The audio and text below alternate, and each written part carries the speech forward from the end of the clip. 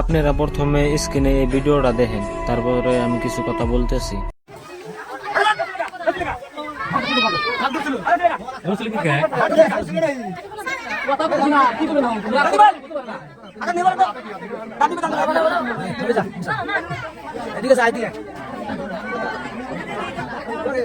হাতে কিছু আসলো না খালি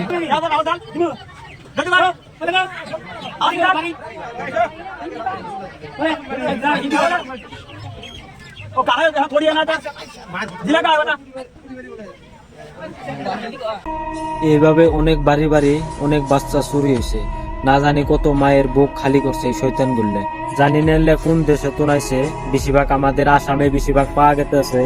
বিশেষ করে মাও চাষি করে 5টা কথা কই, আনেরা শুনে যাবেন কথাগুলো।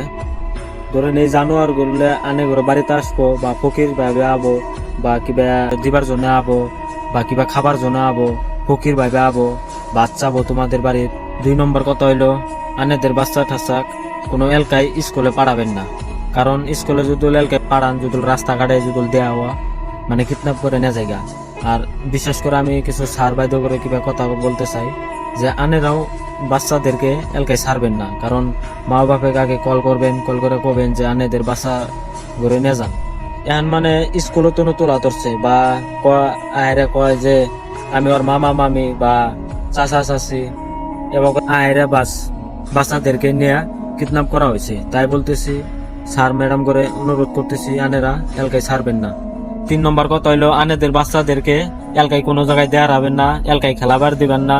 কারণ আনেদের বাচ্চাদেরকে এখন ঘরে তুমি বাইরে বাইরেবার দিবেন না। অল্প সতর্ক হয়ে থাকবেন, আনেদের বাচ্চাদেরকে অল্প সতর্ক রাখবেন।